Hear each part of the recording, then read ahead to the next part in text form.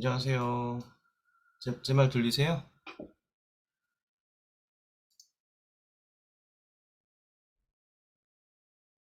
오케이.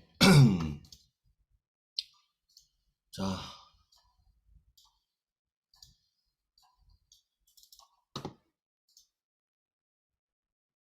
아침 일찍 고생이 많으십니다.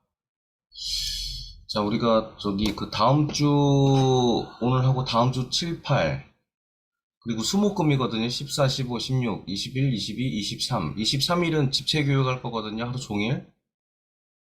이날은 이제 2차자 양성과정 마지막 날이기 때문에 2차자로서 해야 될 것들을 오프라인에서 질의응답 받으면서 가급적이면 이날 모든 걸 준비를 해서 진행할 것이고, 그 양성과정을 마치면은 아마 10월 달에는 활발하게 그 활동을 하실 거예요. 그러면은 또 10월 달에 또 양성과정 말고 1차 신입으로 들어오신 분들이 계실 건데, 그분들이 11월 달에 워킹을 하게 될 건데, 이때 아마 같이 동반 활동을 같이 하실 수도 있어요. 그리고 말씀드리고 싶은 것은 내년도에는 아마 그 신상무님이랑 잘 얘기해서 WM 센터를 우리 쪽에서 가급적이면 운영을 좀 하고 싶은데, 서울 수도권부터 시범 운영을 해서 일을 좀 했으면 좋겠습니다. 오늘은 그 법인 전환에 대해서 좀 얘기를 할 건데, 조금 다른 시야를 가지고서 시각을 가지고서 법인 전환에 대해서 조금 얘기를 해볼게요. 좀 지루할 수도 있는데, 지루할 수도 있는데 그래도 좀 들어주셨으면 좋겠어요.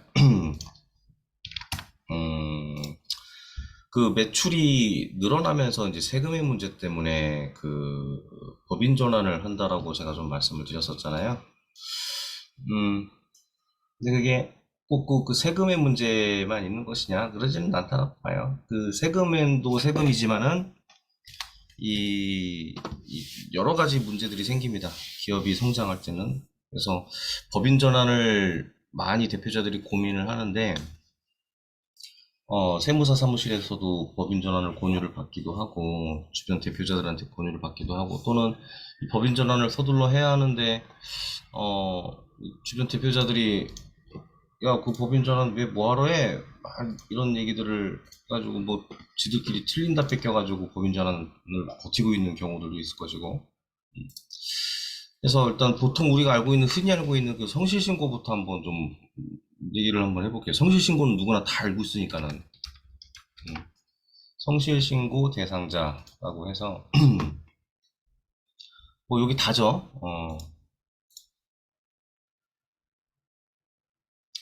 국세청에 가면은 성실신고 관련된 주의 문의사항이 있는데 요거 다운받으시면 되고, 음,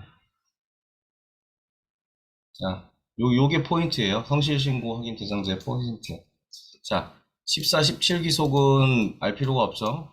18년도 기속분부터, 18년도 매출액 기속분부터 이후 이제 다 적용이 되는 건데, 농업, 임업, 광업, 도소매업, 상품 중개업은 제외한다라고 나와 있어요. 이 상품 중개업하고 도소매업하고 좀 차이가 있어요. 요거는 간략히 말씀드리면은 그 도소매업은 매입이 있어요. 매입. 그러니까는 어떤 그 상품에 매입이 있고 이것을 판매를 하는 직접 행위를 하는 거고, 상품 중개업은 말 그대로 이 재고를 보유하지를 않아요. 물론 보유하는 경우도 있겠죠. 말 그대로 이제 중간에 이제 중개 수수료 정도를 이제 취하는 거다 보니까는 상품 중개업하고 도소매는 좀 분리를 해야 된다. 그리고 부동산 매매업, 그 밖에 제2호 및 제3호에 해당하지 아니하는 사업, 여기까지는 제가 볼 때는 거기까지 아실 필요는 없을 것 같아요.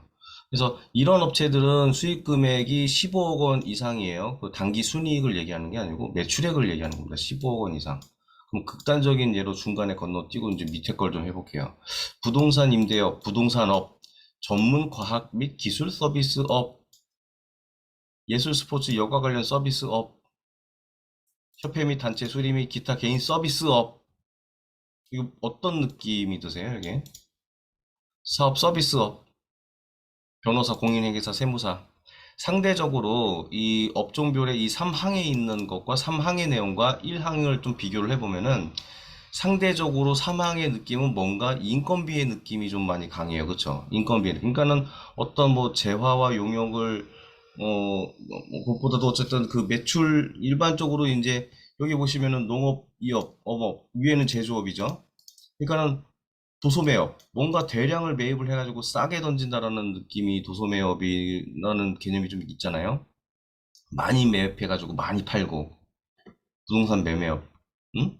그리고 이 3번 업종별 사망 보시면은 전문 과학 및 기술 서비스업, 이 중에는 변호사업, 공인 회계사업, 이거 보다 매출에 있어서 그 인건비가 매출 원가의 거의 대부분을 차지한다. 그래서 보시면은 이런 기업들은 마진이 많이 남는다라는 거죠. 마진이.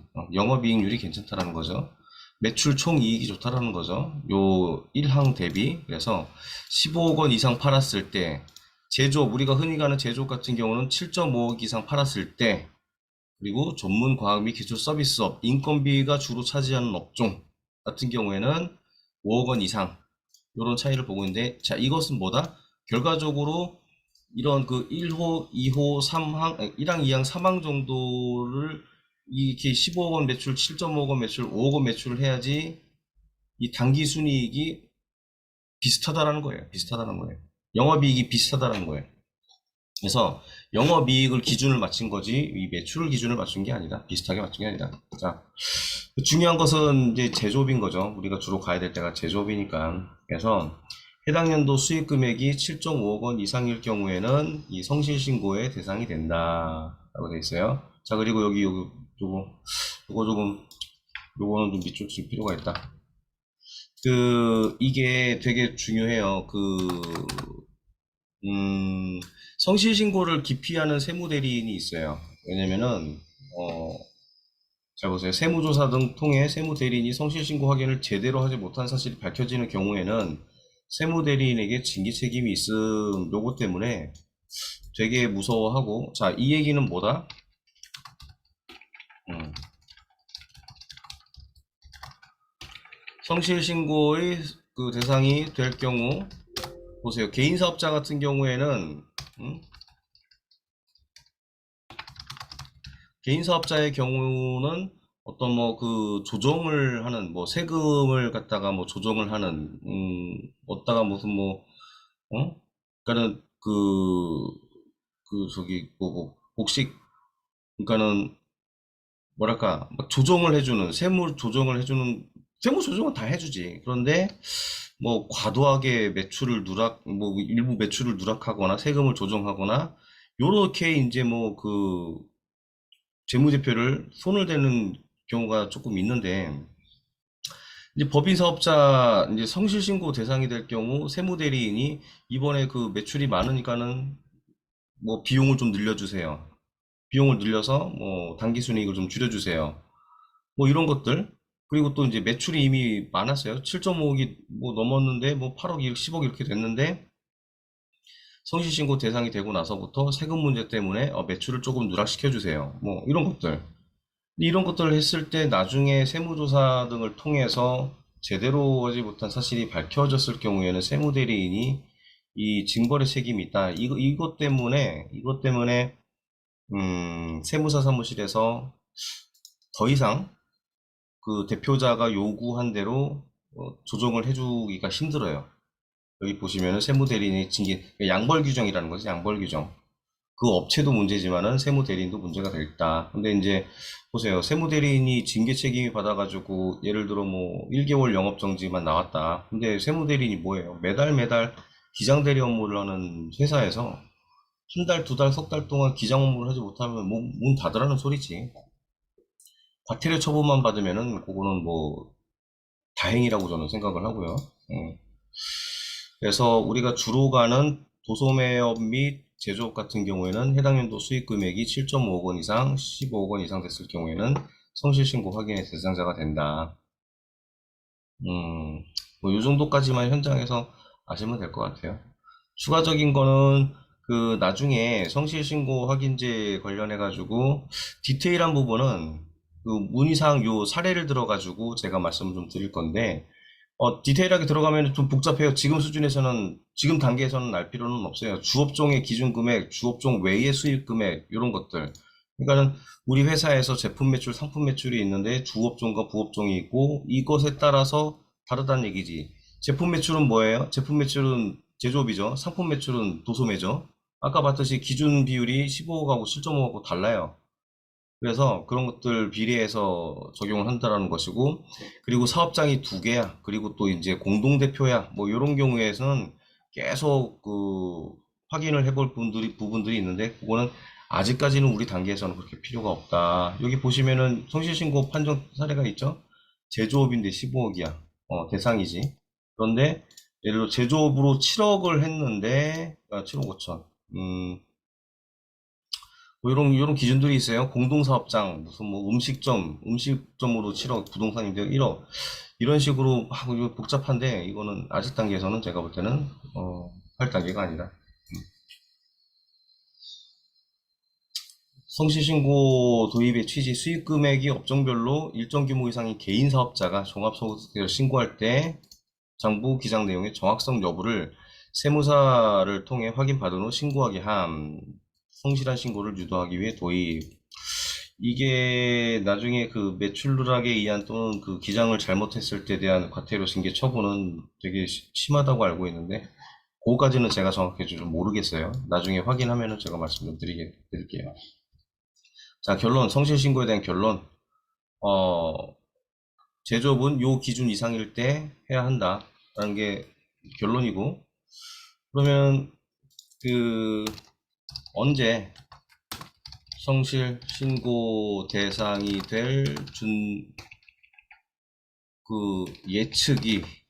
예측을 어느 정도 매출액이 될 때, 어, 대표자에게, 그때 대표자에게 공지를 해야 하는가. 요건 뭐냐면은, 우리 회사에 매출이 있는데, 지금 현재 시점, 지금 8월 달이죠. 8월 달. 8월 달에, 예시예요, 예시. 8월 달에, 8월 달에 매출이 이미 한 5억이 달성됐어요. 제가 볼 때는 제조업 같은 경우에는 한 5억 정도 매출이 달성하면은 법인 전환 준비하세요라고 저는 말씀을 드려요. 법인 전환은. 왜냐면은 이게 제조업을 저도 현장에서 많이 댕겨보니까 요거는 경험치에 의해서 제가 체득을 하게 된 건데, 매출 갑자기 1, 2억, 3억 터지는 거는 문제도 아니에요. 좋은 거죠. 좋은 거죠. 근데 개인 사업자 같은 경우는 매출이 리스크가 될 수가 있거든요. 웃기죠. 매출이 리스크라는 게. 어쨌든 뭐 2.5억, 3억 달성하는 것은 그냥 갑자기 오더가 들어올 수 있다 보니까는 이런 것들 한 5억 정도 언저리 가면은 저는 무조건 그 법인 전환 준비하셔야 된다라고 말씀을 드려요. 그런데 간혹 가다가 이 성실신고 때문에 매출액을 이제 하반기 정도 되면은 매출액을 내년도로 미루는 경우가 있어. 답답하죠. 매출을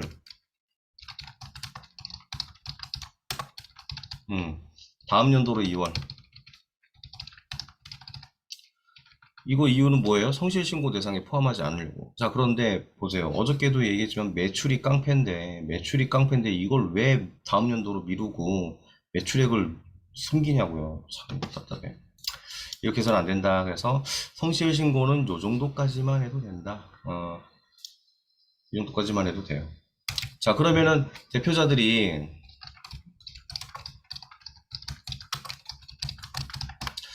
제가 그 대표자들이 법인 전환을 꺼리는 이유에 대해서 좀 먼저 우선 얘기를 좀 해볼게요. 어, 법인 전환을 꺼리는 이유는 자금을 음, 음,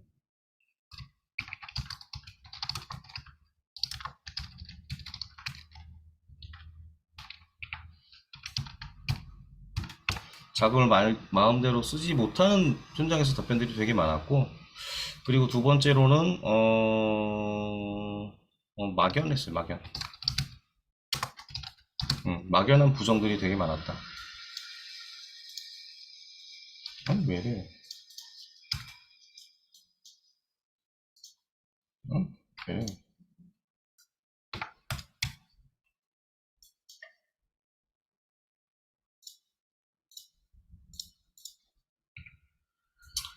자금을 마음대로 쓰지 못하고, 이 막연한 부족은 뭐냐면은 뭐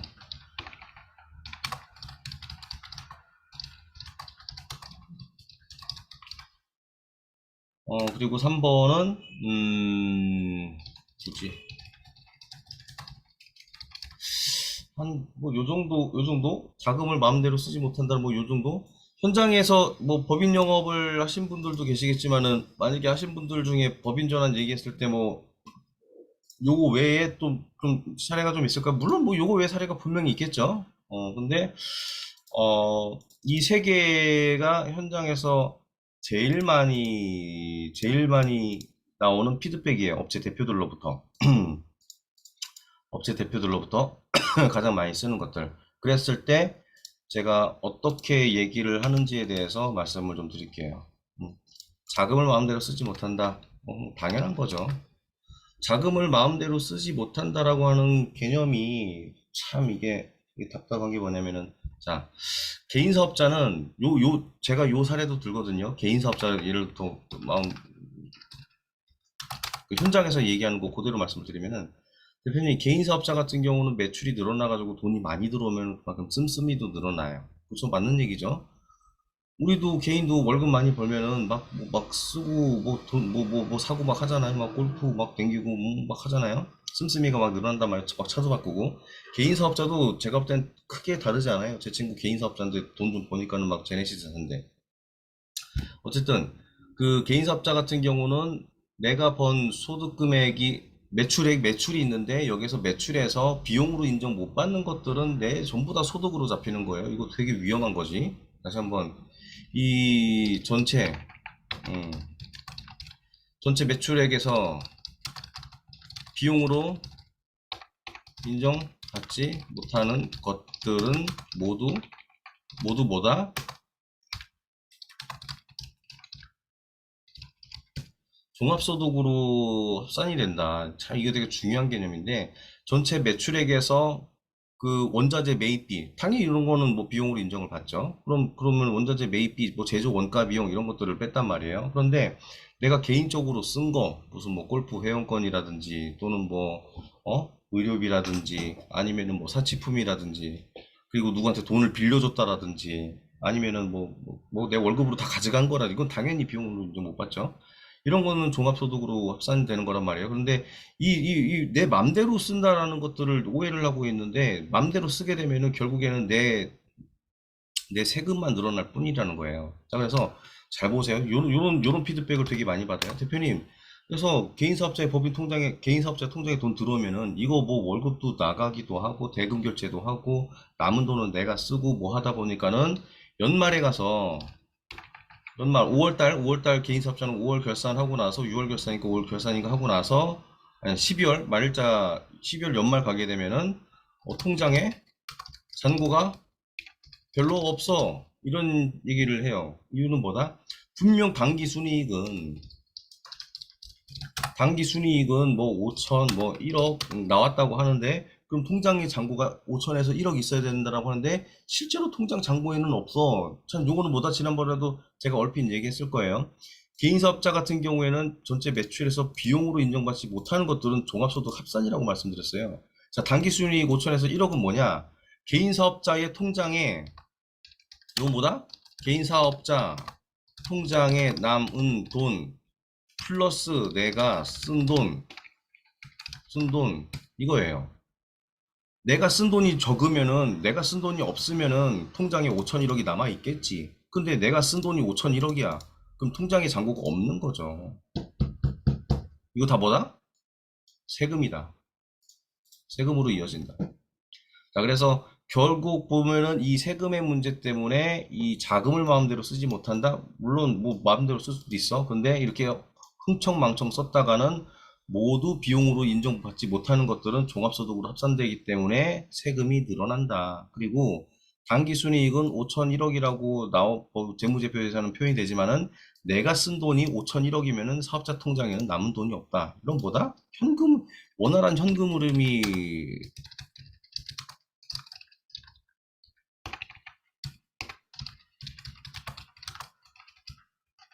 원활한 현금 흐름이라고 보기 힘들죠. 원활한 기업에서 원활한 현금 흐름은 뭐냐?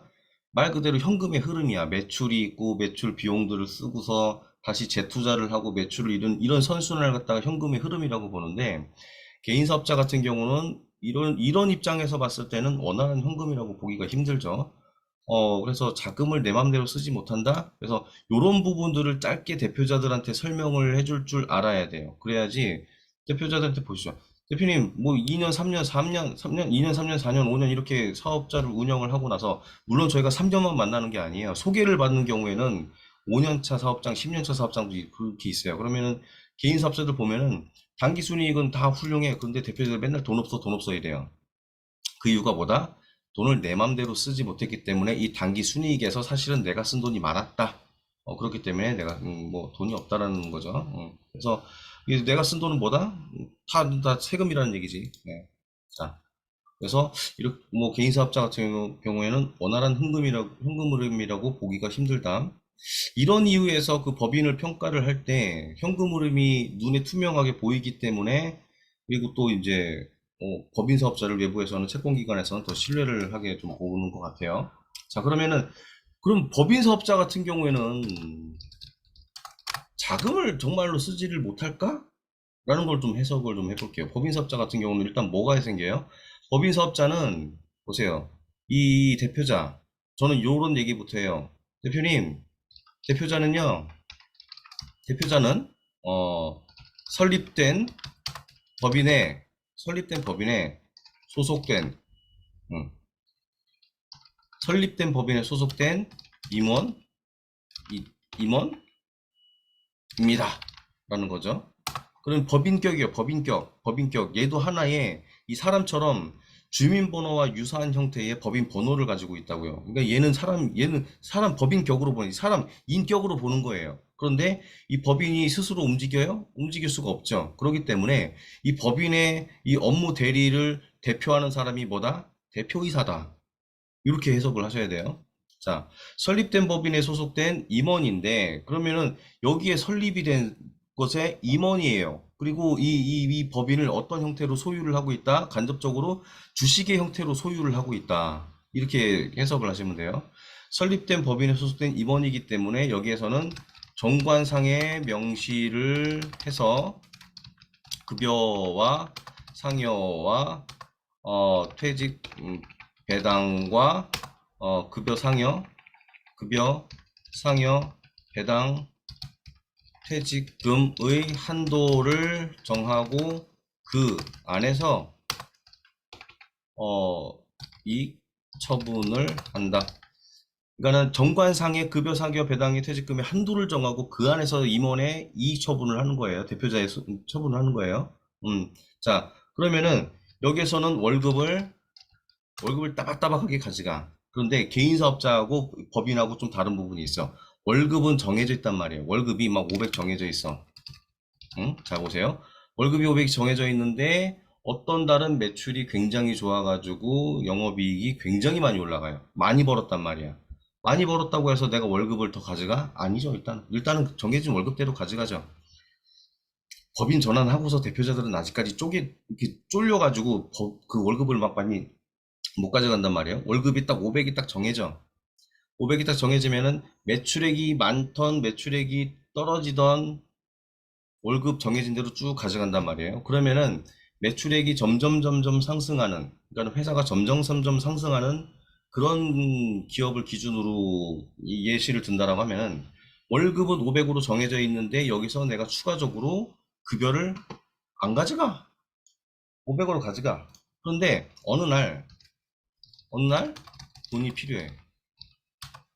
어느 날 돈이 필요해요. 자, 그러면은 여기서 내가 좀 답답한 게 어느 날 돈이 필요해가지고 법인에서 돈을 가져갔어요. 법인에서 돈을 가져갔어요.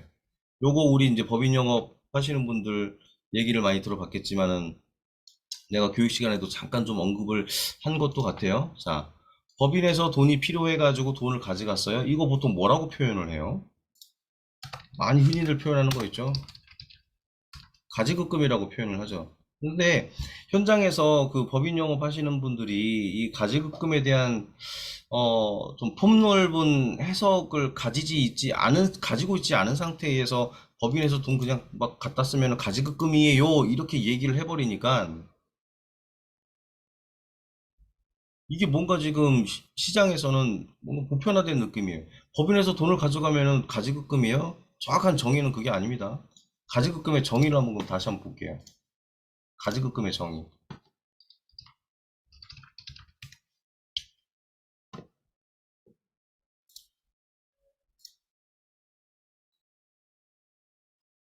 자, 보세요. 이게 정확한 정의예요. 자, 보시면, 그, 자, 보세요. 이거를,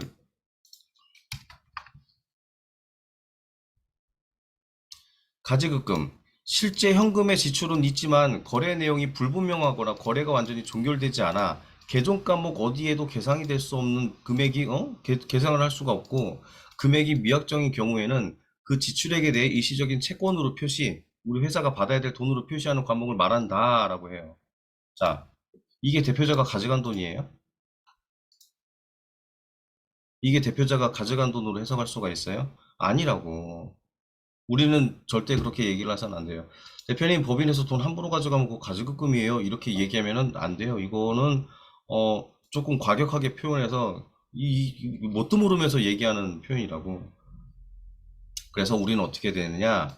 가지급금이라는 표현은 이거예요. 정확한 정의가 이겁니다. 실제 현금의 지출은 있지만 현금의 지출은 있는데 그 거래 내용이 불분명해. 영수 처리돼서 어디도 영수 처리를 할 수가 없어. 그리고 결산이 됐단 말이야. 그럼 이 돈을 어떻게 해? 누군가에게 받아야 되는 돈인 거잖아요. 그래서 이런 거를 한 곳에다가 몰아가지고 가지급금이라는 계정 항목에다가 몰아놓는 거란 말이에요. 근데 이게 대표자가 쓴 돈이라고? 아니잖아요. 그럼 뭘로 해야 된다? 어느 날 돈이 필요해. 법인에서 돈을 가져가. 이거는 뭐다? 두 가지로 할 수가 있겠죠. 상여 처분을 하거나 또는 주주, 임원, 종사자, 단기, 대여금 이런 식으로 표현을 하는 게 맞지. 가지급금이 아니라. 가지급금을 왜 그 외부 채권기관에서 안 좋게 보냐면은 도대체 너네가 돈을 받을 돈이 있는데 또는 이 회사에서는 가지급금 항목 어딘가 누군가로부터 받을 돈이 있는데 이게 누구한테 받을지 몰라. 너네 이거 그 운영을 어떻게 걔 그지같이 한 거야? 뭐야 이거 도대체? 이렇게 표현이 되는 거죠. 그죠? 그리고 대표자한테 물어봐. 가지급금이 또 얼마가 표현이 돼 있어. 대표님 이거 뭐예요? 그랬더니 이거 내가 지난번에 한 뭐 1,000만 원 회사에서 뭐 현금 인출해가지고 내가 좀 썼어. 그럼 이거 뭐야? 주임종 단기 대여금 항목으로 몰아야죠. 아니면은 상여금 처분해가지고 날려버리든지. 응? 원래 평소 텐션 같았으면 소리 지르고 난리가 났을 텐데 오늘은 비도 오고 그래서 제가 좀 텐션이 좀 떨어졌어요. 이러면 교육이 좀 재미가 없는데. 어쨌든 제가 얘기하고 싶은 건 뭐다? 어느 날 돈이 필요해. 그러면은 법인에서 그냥 가져가세요. 상여로 가져가시거나 주주 임원 단기 대여금으로 가져가세요. 이거를 뭐라고 해요? 주주 임원 이거를 줄여가지고 주임종 단기 대여 이렇게 표현을 해요. 음. 요거와 반대 계정이 있는데 그건 나중에 설명할게요. 요건 지금 오늘에서는 설명할 필요가 없어. 자, 개인 사업자는 내가 마음대로 쓴다라고 했는데 결국에는 내가 쓴 돈이 전부 다 종합소득으로 합산되기 때문에 자기 마음대로 쓰는 거, 이 양면이죠, 양면. 응? 내가 좋은 거만큼, 내가 앞으로 나가는 만큼 내가 이 뒤통수를 만단 말이야, 세금으로. 어? 그리고 이 당기 순이익이 1억 5천만 원 남고 1억 남으면은 내가 쓴 돈이 이 안에 포함되어 있기 때문에 실제 이 돈이 존재하지를 않아. 근데 법인은 뭐다? 법인은 뭐다? 당기 순이익이 법인 통장에 있는 것과 맞는 게 회계적으로는 맞아요. 법인 통장에 남은 돈과 이 재무제표상에 남은 돈과 일치하는 게 회계상으로는 맞습니다. 근데 경우에 따라서는 그렇지는 않죠. 왜? 이거는 나중에 설명을 할게요. 어쨌든 회계상으로는 월급 통장에, 법인 통장의 잔고와 이 재무제표성에 있는 잔고가 얼추 비슷한 게 맞다. 그래서 이 돈을 많이 가져간다라는 입장에서 해석을 좀 하면은 돈이 필요해? 법인에서 갔다가 그냥 상해처분해서 가져가세요. 아니면은 요거 그냥 짧게 예를 들어 그거죠. 상해처분 뭐 2천, 3천 같은 경우는 상해처분 할 수가 있는데 막 5천, 1억 이렇게 큰 돈 같은 경우는 일단은 회사에서 빌린 돈 단기 대여금으로 해가지고 빨리 그 안에 갚아버려야지. 회계연도 안에 갚아버려야지. 이런 경우도 있죠. 회계연도 안에 빌렸어. 근데 회계가 마감되기 전에 그 돈을 다 갖다 다시 집어넣어. 그러면은 이게 거래가 끝난 거죠. 종결이 된 거죠. 그럼 재무제표를 결산을 할 때, 재무제표를 딱 마감하고 결산을 할 때, 이미 제가 말씀드린 이 회계연도 안에 돈을 빌렸다가 갚았어. 이건 이 사건은 종결이 된 거야. 종결이 됐어. 없는 사건이야. 그러면은 이 재무제표 결산할 때 이거를 기록을 해요? 기록할 필요가 없죠. 거래가 끝난 거니까. 그런데 내가 회사에서 돈을 빌렸어. 근데 회계연도를 마감을 했단 말이에요. 그럼 회계연도 마감했을 때 이게 정리가 이게 계산이 끝난 게 아닌지 다음 연도로 넘어갔으니까 이게 뭐래요? 그럼 재무제표상에서 이걸 받을 돈으로 인식을 해가지고 재무제표에 남겨야지. 그랬을 때 주임종 단기 대여금이니 가지급금이니 이런 계정 항목이 생기는 거예요. 전략적으로 만약에 어떤 규모의 자금, 현금 5천만 원 이상 목돈이 있다라고 한다 그러면 회계연도 안에 다시 집어넣는 한이 있더라도 정리를 하는 한이 있더라도 이 주임종 단기 대여금이라든지 가지급금은 없애는 게 좋다. 자, 좀 얘기가 좀 멀리 샜는데 자금을 마음대로 쓰지 못한다라는 입장에서 봤을 때 이 별로 그렇게 좋지가 않다. 그렇죠? 세금의 문제가 생긴다고 말씀을 드렸죠. 단 법인사업자 같은 경우도 필요하면 돈 써라 이렇게 얘기를 해요. 자, 다음 해석을 또 해주면은 자, 자 보세요. 저는 개인사업자 어떤 그 목돈의 마련의 입장에서 한번 좀 얘기를 해볼게요. 결국 어, 개인 사업자하고 법인 사업자하고 이 두 사업자의 공통된 특징이 뭐예요? 영리를 목적으로 한다라는 거지, 영리. 영리는 뭐예요? 돈을 벌 목적으로 한다라는 거예요. 그런 입장에서 봤을 때 개인 사업자와 법인 사업자를 해석을 좀 해보자고. 저는 개인 사업자를, 저는 현장에서 실제로 이렇게 표현합니다. 죄송하지만 저 개인 사업자 같은 경우는 제가 이해를 편하게 하기 위해서 개인 사업자는 푼돈을 모은다 라고 표현을 하고 법인 사업자는 목돈을 모은다 이런 식으로 표현을 합니다. 대표님, 우리가 사업을 하는 거 대표님 뭐 운전자금 빌리시고 뭐 그 기계 시설대 빌리셔가지고 공장도 임차하시고 기계도 사시고 이거 돈이 얼마예요? 몇 억 되는 돈을 갖다가 이 리스크를 끌어안으면서 대출을 끌어가지고 이 사업을 하신단 말이에요. 근데 이게 무슨 자선 사업은 아니잖아요. 그렇죠? 자선 사업은 아니에요. 개인 사업자, 법인 사업자가 돈 회사에서 매출 많이 일으켜가지고 종사자 월급만 주고 자기 월급은 못 가져가? 뭐 이런 거 뭐하러 하는 얘기지? 그 리스크를 다 떠안으면서. 어쨌든 그 보편적인 상황을 봤을 때 개인 사업자 같은 경우는 푼돈을 모은다라는 이유가 뭐다? 요 푼돈을 모은다라는 느낌이 뭐다? 이거예요, 이거. 이거. 이것 때문에 얘기를 하는 거예요. 이것 때문에. 푼돈을 모은다? 뭐다? 개인 사업자 재무제표 결산된 거 보니까는 단기 순이익이 5천, 1억, 뭐 3억, 뭐 이런 식으로 뭐 3천만 원, 2천만 원 이런 식으로 나왔단 말이에요. 재무제표상에서는. 보니까는 야, 단기 순이익이 5천, 이 정도면 뭐 선방했네. 그럼 뭐 법인 통장에 돈이 있을까? 내가 쓴 돈은 계산 안 한다고. 응? 내가 쓴 돈은 빼야 되는 거죠. 그럼 실제로 그 돈이 없어요.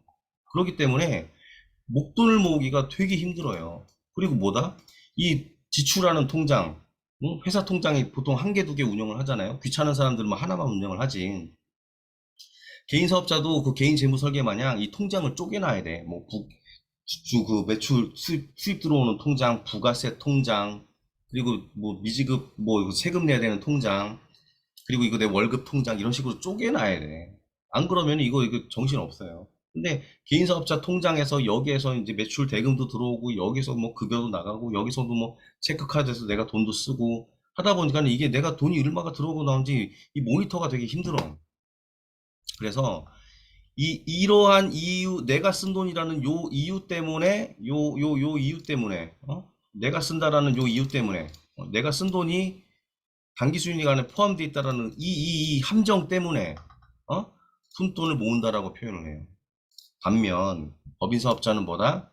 내가 월급을 따박따박 가져가고, 잘 보세요. 요 멘트가 중요한 거예요. 월급을 따박따박 가져가고 남은 돈, 저는 요거를 어떻게 표현하면 현장에서 1년 동안 농사를 지어가지고 대표님은 그동안에 월급을 다 가져가. 자, 보세요. 대표자의 월급이 법인에서는 왜 비용 처리가 되는지 아세요? 응? 요거는 중요하니까는 찍고 넘어가야겠다.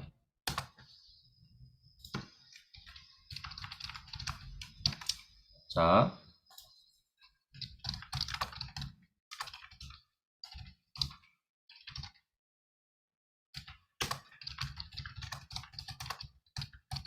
자 보세요. 법인의 대표자, 법인 대표자가 급여 상여 배당이 비용으로 인정받는 이유. 개인 사업자는 뭐라고 했어요? 내가 월급 받는 거, 내가 쓴 거 전부 다 뭐예요? 종합으로 합산된다라는 거죠. 비용으로 인정받지 못하는 것들. 개인 사업자는 말 그대로 내가 본 거 내 거예요. 내가 본 거 내 거. 매출액 있죠? 매출액을 한 1억을 쳤어. 1억을 쳤어. 근데 여기서 비용으로 인정받을 수 있는 것들이 없어. 뭐다? 다 세금이다. 극단적인 예를 들어볼까요? 내가 어떤 그 용역을 공급을 하고, 용역. 내가 가서 일을 해준 거야. 내가 용역을 하고서 1억을 받았어. 1억을 받았어요.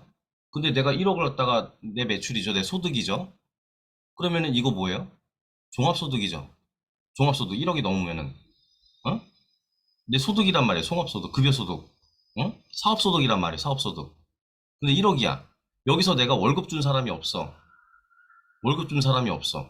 그리고 내가 가서 내가 용역, 내가 일로 한 거기 때문에 무슨 제조 원가라는 개념이 없어. 비용으로 볼 수 있는 게 없단 말이죠.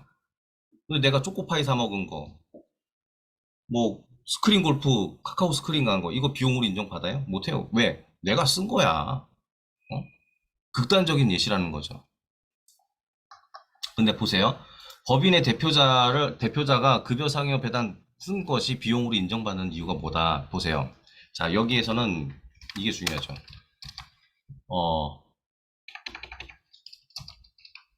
법인세라는 것 때문에 법인의 대표자가 그 이익 처분이 이 비용으로 인정받는 것이에요. 자, 법인세는 누가 대상이에요? 법인세의 대상은 누구다? 법인이다. 법인인 거죠. 그죠? 그죠? 법인 매출의 대상이 누구? 법인이지. 법인인 거예요. 법인. 자, 그러면은 보세요. 법인에서 지출을 내. 비용. 자, 보세요. 법인에 소속된 임원과 직원이라고 얘기했잖아요. 그쵸? 법인에서 매출이 생겼는데 법인에서 임원이 있고 직원이 있어. 이 두 사람한테 월급 나가야지. 월급 줘야지. 비용으로 쓴 거잖아요. 법인을 보는 거죠. 법인을 기준으로. 법인을 기준으로 했을 때 대표자가 월급을 가져갔잖아. 쓴 거잖아요. 법인에서. 법인 매출에서 비용으로 써버린 거잖아요. 그렇기 때문에 법인의 대표자는 비용으로 인정을 받는다. 자, 그래서 월급 다시 여기 이익 실현 요 얘기를 갖다가 이제 하려고 하는데, 이 월급을 따박따박 가져가고서 매출이 많아가지고 영업이익이 더 많이 생겼어. 그러면은 월급을 500만 원 가져갔을 때 회사에 잉여자금이 있겠죠? 그럼 잉여자금이 몇 달 쌓여. 그럼 이게 막 목돈이 된단 말이에요. 그런데 어느 날은 매출이 별로 없어. 떨어져. 그럼 내가 월급을 500을 정해놨기 때문에 그동안에 쌓았던 걸로 500만 원을 가져가. 그리고 또 매출액을 또 늘려. 그래서 1년 동안 농사를 다 짓고 나서 그동안에 1년 동안에 월급을 따박따박 다 가져갔어. 따박따박 다 가져갔어요. 여기서부터 이제 사건이 생깁니다. 1년 동안 월급을 따박따박 가져가고, 물론 이 중간에 무슨 뭐 상여금으로 좀 뺄 수도 있고 뭘로 뺄 수도 있고 할 수가 있죠. 근데 요것보다 되게 중요한 멘트를 지금 하기 위해서 얘기하는 거 집중하세요. 지금부터 집중하셔야 돼. 1년 동안 월급을 따박따박 가져가고 3월 결산을 한 다음, 자 보세요.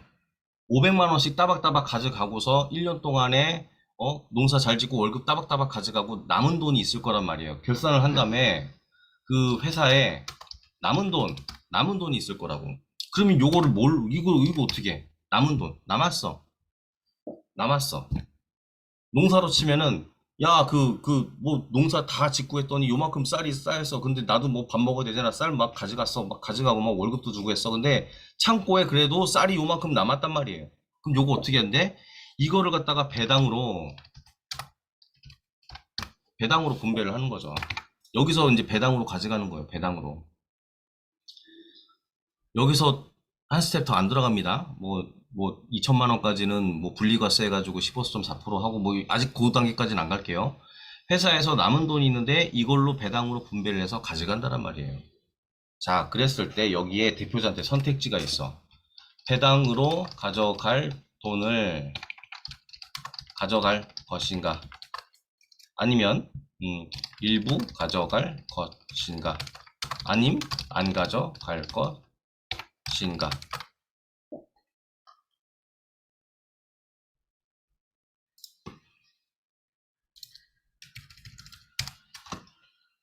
자, 법인에서 지출 1년 동안 지출 1년 동안 월급 따박따박 가져가고 3월 결산을 한 다음에 회사에 남은 돈이 있고 배당으로 가져간 것이에요. 그런데 이 대표자의 선택지는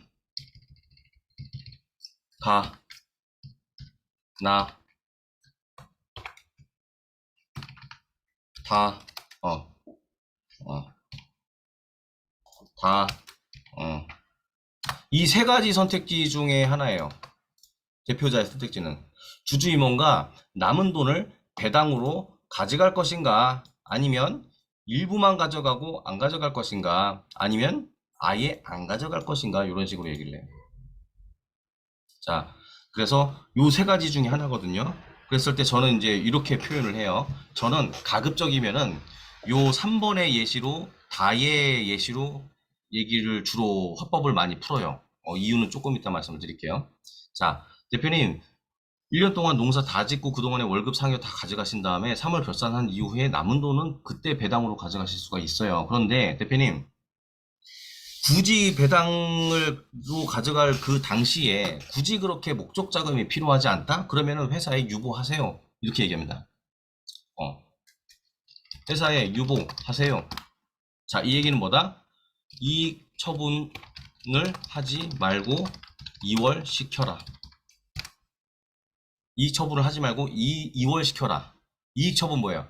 이익에 대해서 어떤 처분을 하지 말고, 그러니까 배당에 대해서 어떤 처분을 하지 말고 2월 뭐예요? 다음 연도로 넘겨라는 얘기죠. 왜 할까? 자, 보세요. 이익 처분을 하지 말고 2월 시켜라. 회사에 유보하세요. 그럼 대표적으로 이제, 아니 왜? 이런 거예요. 물론 대표님 배당으로 3천 5천 가져가서 할 수도 있는데요. 이거 한번 요렇게 5천만 원씩 한 3년만 유보해 보세요. 이 돈 얼마예요? 5천씩 3년 유보. 그리고 회사에서는 무슨 일이 생길지도 몰라. 5천 쓸 일이 또 생길 수가 있단 말이에요. 그죠? 근데 그거는 그런 케이스고, 5천씩 3년 유보하게 되면은 이거를 뭐라고 표현해요? 미처분 이익잉여금, 이런 식으로 표현이 되죠. 미처분 이익잉여금이 처분하지 않은 이익잉여금, 처분하지 않는 내 소득이 남은 돈, 미처분해가지고 내가 번 돈인데 이거를 갖다 내 남은 돈, 이게 3천씩 뭐 5천씩 3년간 유보하게 되면은 이게 1억 5천이 되는 거잖아요. 1억 5천이 되는 거예요. 자, 대표님, 이랬을 때 1억 5천씩 남은 거 같은 경우에는 이거는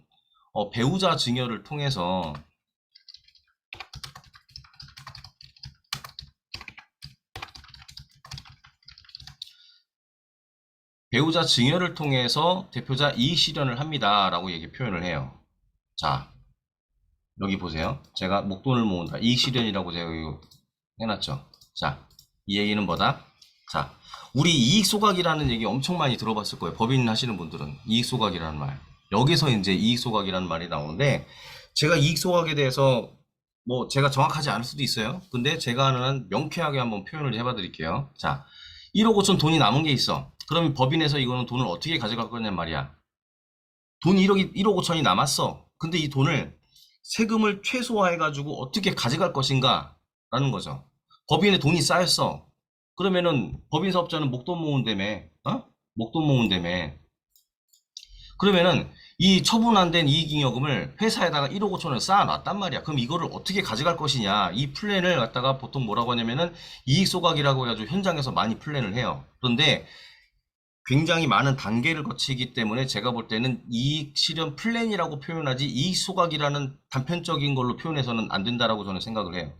이게 이익 소각이라는 게 아니에요. 이익 소각이라는 것은 대표자 이익 실현을 하기 위해서 여러 절차 중에 딱 하나예요. 이익 소각이라는 것은. 그래서 그렇게 표현하는 것은 옳지가 않다. 자, 그러면은 이 1억 5천을 한번 현금화 해볼게요. 대표자한테. 물론 대표자한테 하는 게 아니지. 자, 1억 5천이 있는데 이 1억 5천을 주식으로 환산. 내가 가진 주식이 100%야. 내가 가진 주식이 100%야. 그래서 이 주식으로 1억 5천만 원을 환산을 했을 때 30% 정도가 한 1.5억이 됨. 자, 내가 가진 주식이 100%인데 여기서 한 1억 5천만 원 정도를 주식으로 환산하니까는 1억 5천 정도가 된다는 거예요. 그러면은 내 주식 30%를 배우자에게 증여함. 여기서부터 이제 사건이 시작이 돼요.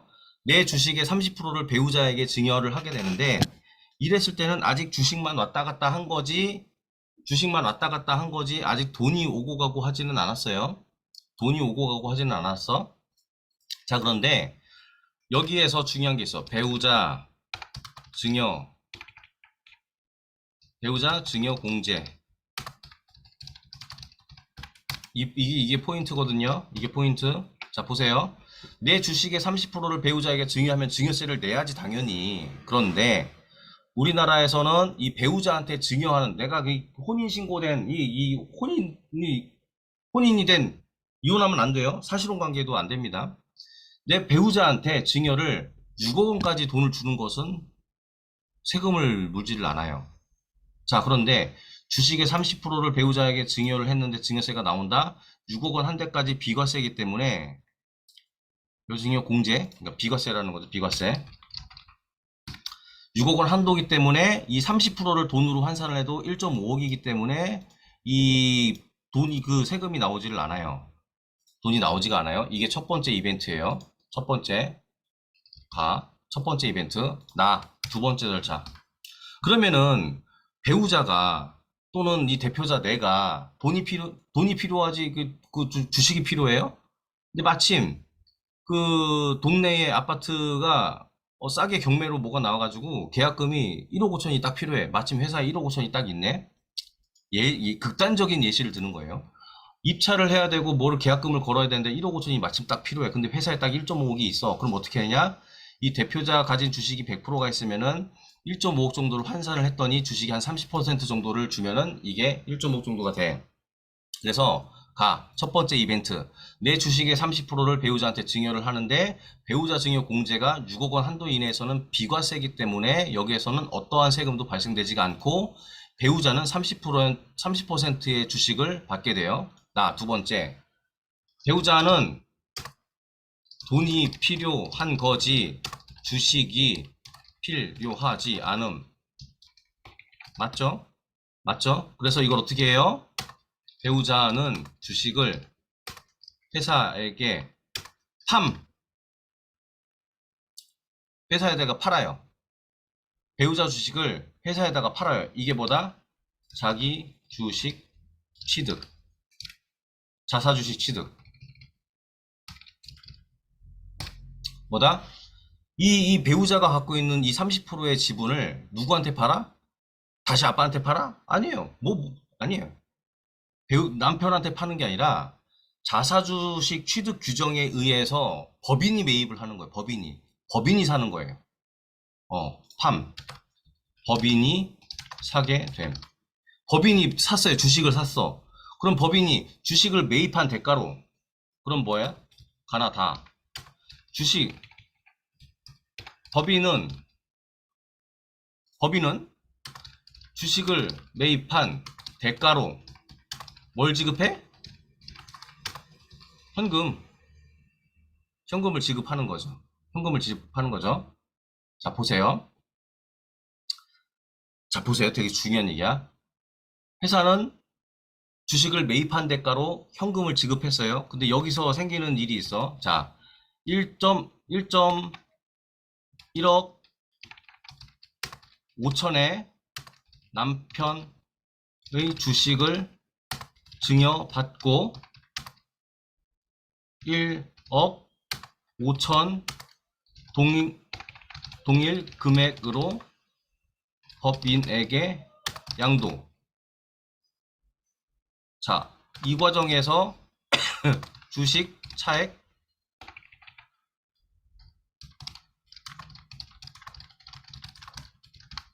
주식가액에 차익이 발생하지 않아요. 이 얘기는 뭐다? 양도세가 없다라는 거예요. 양도세는 뭐예요? 내가 취득가액과 양도 가격에 차액이 생기면 그 차액에 대해서 세금을 물겠다라는 거거든. 이 개념이 뭐다? 네가 이거를 매입을 하고 파는 과정에서 네가 돈을 요만큼을 벌었어. 번 돈이 있다라고 하면 세금을 내야지. 나라에 공짜가 어딨어. 이런 얘기거든. 근데 내가 1억 5천을 주식을 받았는데 1억 5천을 갖다가 그대로 줬단 말이에요. 응? 1억 5천으로 받아가지고 1억 5천을 그대로 줬어, 회사에다가. 근데 회사도 그대로 1억 5천을 갖다가 현금으로 나한테 줬단 말이야. 내가 번 돈이 없어. 그럼 양도세가 있어요, 없어요? 없다라는 거죠. 자, 이 얘기는 뭐다? 처음에 주식 증여세도 없음. 그리고 두 번째, 양도 차익이 없으므로 양도세 없음. 이렇게 돼요. 이렇게 돼요. 조금 어려울 수도 있는데 한 3번, 4번 설명 들으면 이해하실 거예요. 자, 어쨌든 이거 중요해. 법인은 주식을 매입한 대가로 현금을 지급을 한다. 현금을 지급을 한다. 지급을 해. 그런데 여기에서 남편한테 1억 5천의 주식을 증여받고 똑같은 동일 금액으로 법인에게 양도. 동일 금액. 주식가액에 차익이 발생하지 않아. 그래서 양도세가 없다고. 이게 포인트라는 거예요.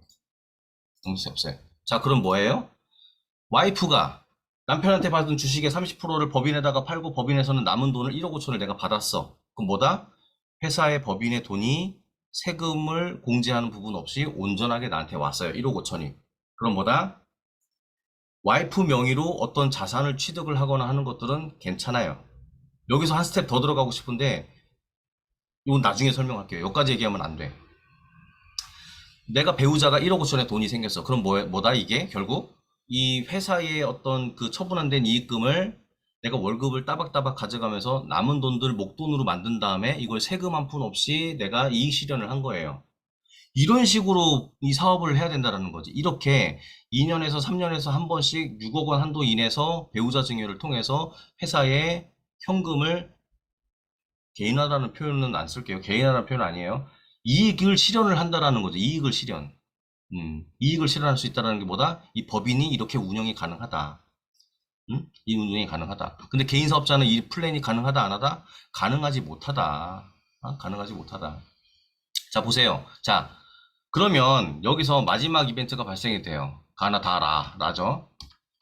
법인은 매입한 주식을 보유하게 됨으로써 대표자 7, 법인 3의 지분 구조를 갖게 됨. 웃기게 되죠? 이 지분 구조가 법인도 주식을 소유할 수 있어요. 대표자와 법인이 7대 3 이런 식으로 지분 구조를 갖게 돼요.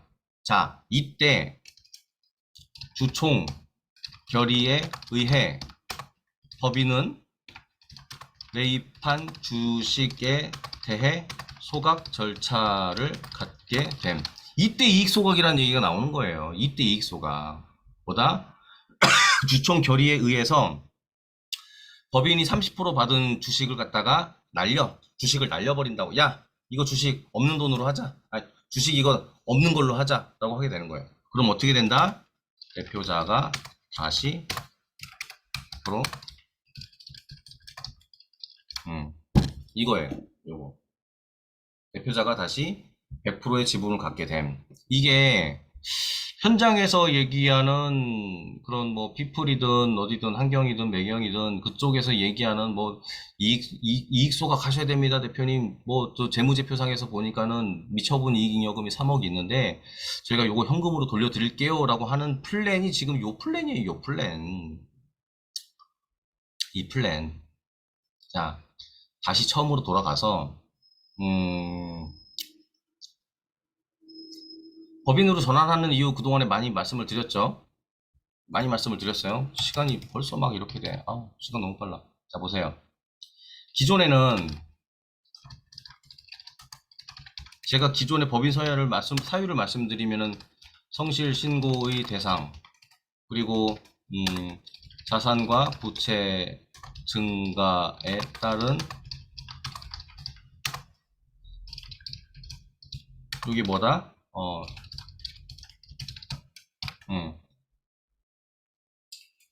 그리고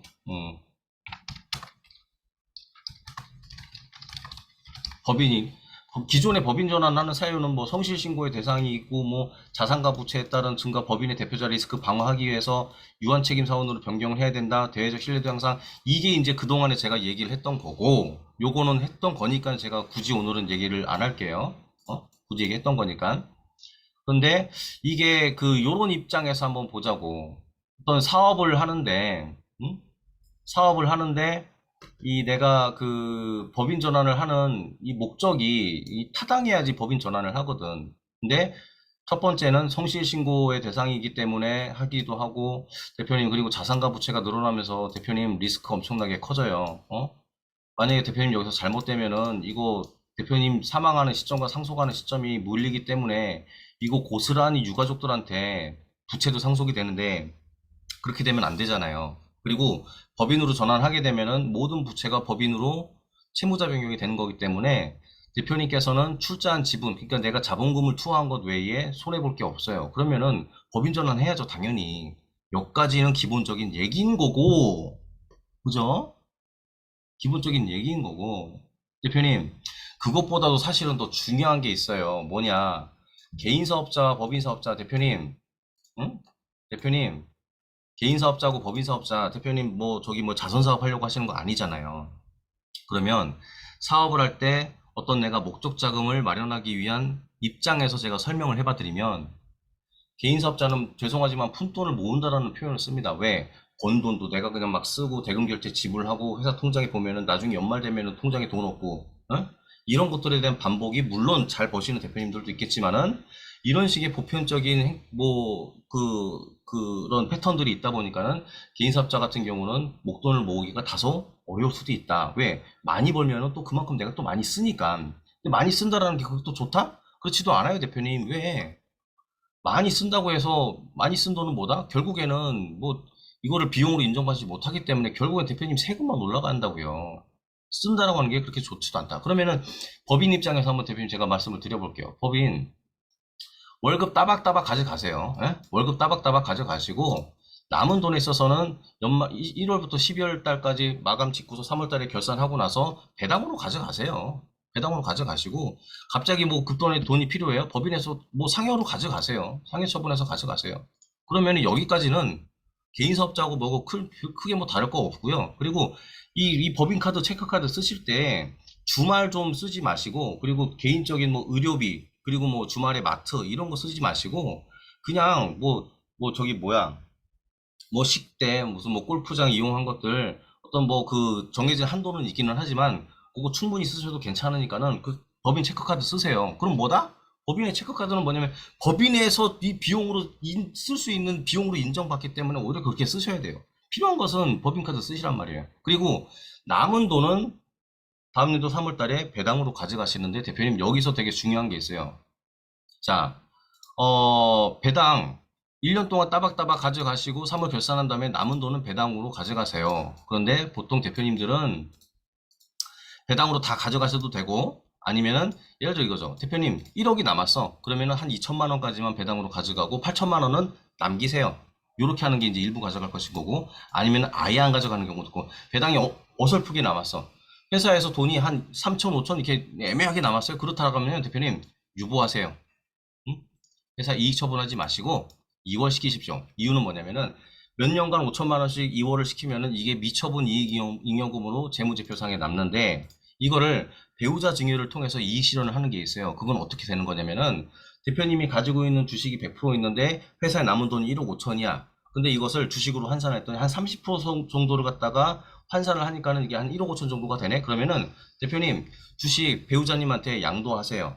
그런데 6억 원 이내에서는 비과세이기 때문에 여기서 세금이 발생이 안 돼요. 그런데 대표님 사모님이 돈이 필요한 거지, 대표님이 돈이 필요한 거지, 사모님도 돈이 필요한 거지, 주식이 필요한 건 아니잖아요. 그러면은 이 주식을 팔아요. 누구한테 판다? 대표님한테 파는 게 아닌 법인한테 파는 거예요. 그럼 법인은 이 돈을 주식을 받으면 어떻게 돼요? 이 대가로 현금을 줘야 되죠. 자, 그런데 보세요. 사모님이 받은 주식이 1억 5천이고 사모님이 그 금액 그대로 법인에다가 팔았어요. 그러면은 이 사모님은 양도 차익이 있으세요? 차익이 없죠. 그러면 양도소득세가 없는 거예요. 대표님한테 받을 때도 증여세가 없고 양도할 때도 양도세가 없는 거예요. 세금이 나오지 않다는 거죠. 그러면은 배우자님께서는 온전하게 1억 5천의 돈이 생기는 거예요. 그런데 이 구조가 웃기잖아요. 대표님은 7, 회사는 3. 그랬을 때 주총 결의를 하는 거예요. 최대 주주는 대표님이잖아요. 과점 주주이기 때문에 주총 결의해가지고 대표님이 땅땅 치면은 대표님이 다 할 수 있는 거단 말이에요. 그러면은 이 법인으로부터 들어온 이 주식의 30%를 소각의 절차를 갖자고 주총 결의를 하고서 결의를 통해서 이 주식을 날려버려요. 그럼 다시 주식 비율이 어떻게 된다? 대표님이 100%가 된다. 이런 식으로 2년에서 3년에서 한 번씩 목돈으로 만드는 게 법인입니다. 그렇게 하셔야 돼요.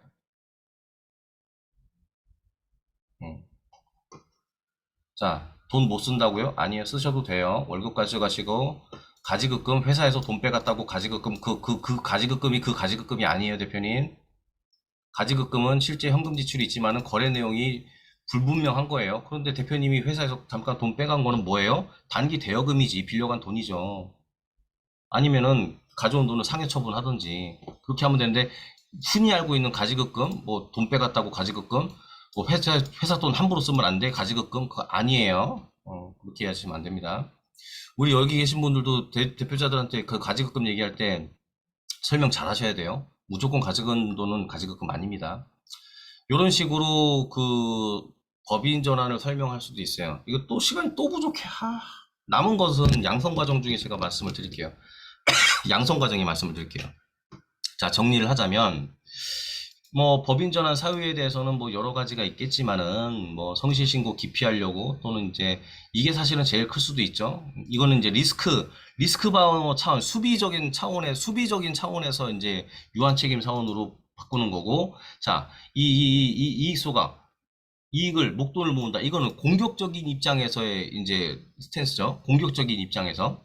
자, 그래서 이 리스크 방어 차원에서도 이렇게 하고 뭐 대외적인 신뢰도도 하겠지만은, 근데 요거는 뭐다? 이거는 뭐 이건 어떤 회사의 안 좋은 것들, 네거티브한 상황인 거잖아요. 성실신고 대상이 되고 뭐 리스크 커지고 뭐 이런 것들은 뭐 안 좋은 상황이지만은, 근데 회사가 잘 되려고 사업하는 거잖아요. 그러면은 지금 가고 있는 매출 추이 그대로 성장을 하게 된다라고 하면은 이제 공격적인 방법을 취해야 된다. 공격적인 스탠스가 필요하다. 그럼 뭐다?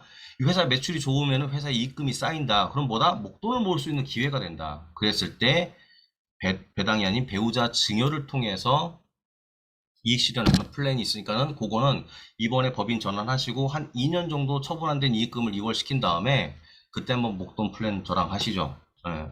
이렇게 하는 것도 법인 전환에 아주 강력한 전환을 하게끔 하는 동력이 될 수도 있다. 자, 시간이 좀 초과됐고, 저도 지금 빨리 나가봐야 돼가지고, 여기까지만 하고요. 필요하신 분들은 요 타이핑 친 거 공유해 드릴 테니까는 말씀하시면은, 타이핑 친 거는 제가 공유 다 해드릴게요. 공유 다 해드릴 거고, 영상도 지금 녹화 다 돼 있으니까는요. 필요하신 분들, 이게, 뭐, 제가 오늘 말씀드린 게 저도 최대한 쉽게 설명을 해드린다라고 해서 설명을 했는데, 이게 처음 들으시면은 이게 이해가 되게 복잡할 수도 있어요. 저도 이거 되게 처음에 복잡했거든요. 이해가 어려웠거든요. 최대한 쉽게 설명을 했지만 어려울 수도 있다. 그래서 영상하고 이 타이핑 자료는 얼마든지 공유해 드릴 테니까는 공부 요거 많이 해주세요. 예, 단순하게 대표자한테 세금 많이 나오니까는 법인 전환해야 돼. 이건 설득력이 떨어진다는 얘기지. 이익사업, 그러니까는 이 사람이 그 수익사업, 그러니까는 그거죠. 이 공익사업 하는 게 아닌 거잖아요. 예? 자선 사업이 아닌 거잖아요. 그럼 뭐다? 이익을 보려고 하는 사업이기 때문에 요런 게 강력한 정말 큰 동기가 될 수가 있다. 자, 오늘은 여기까지만 하고 질문은 개인적으로 받겠습니다. 자, 순지 차렷, 경례, 안녕히 가세요. 네, 수고하셨어요.